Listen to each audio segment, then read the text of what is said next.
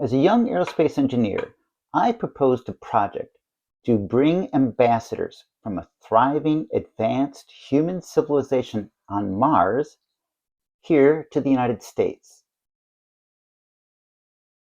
Congress, I wrote, would be tasked with selecting the train routes to be used by these ambassadors as we reintroduce them to our Purple Mountains majesty and our amber waves of grain. I envisioned that the convoluted horse trading that would take place between the political parties would symbolize our form of government in the shape of the route that was finally negotiated for the ambassadors. In today's highly polarized, paralyzed political environment, such friendly rivalry between political parties seems inconceivable. The current regime right now appears to be focused on removing from the United States everyone whose skin color isn't white, plus targeting anyone who stands with an immigrant community against this or stands with people of color against this. Even though we have constitutional rights to observe what's going on,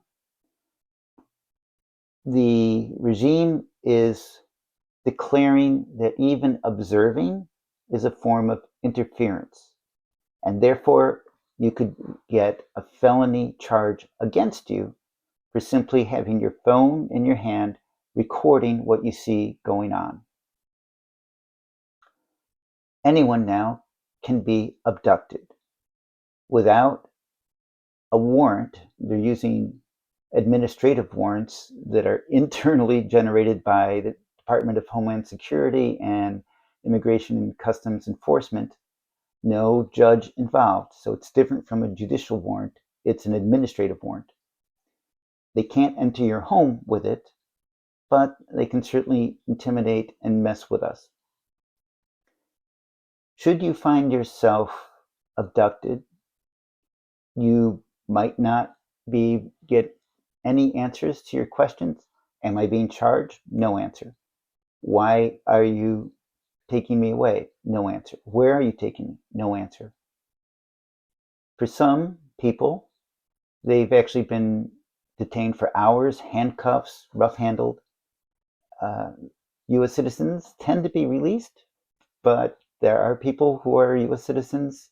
To the best of my knowledge, they've been in detention, isolated, removed for weeks now at least.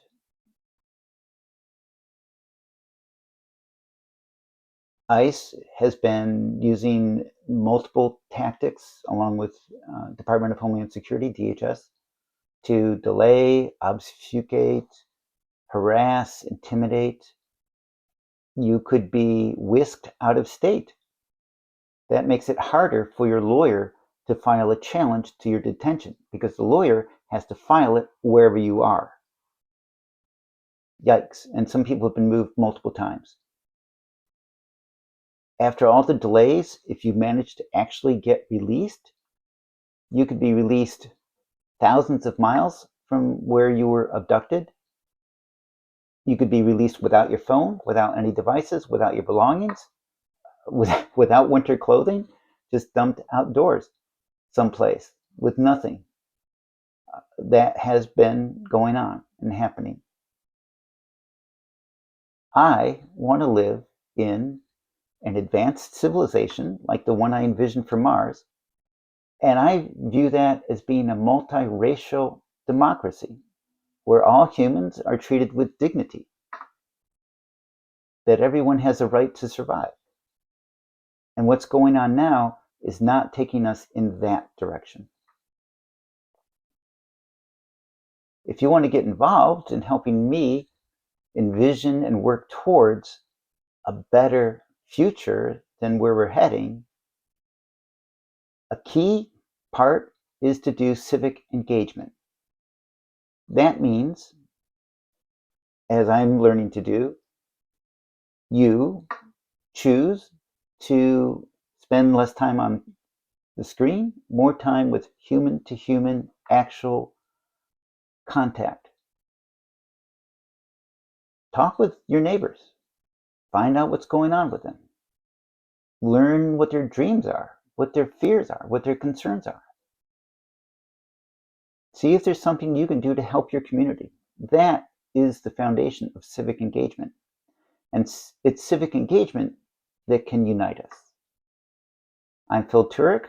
I am still running for Congress even in this cycle, even though I've declined the option that says, oh, pay this amount of money and my name goes onto the ballot. So I would only be as a write-in candidate, so that's not very viable. But I'm involved. I'm reaching out. I'm making connections, building networks. If you want to get involved, take a step towards communicating live, human to human, with your community. Not just your closest buddies who think and talk and act just like you. There's more to us than just that. See you.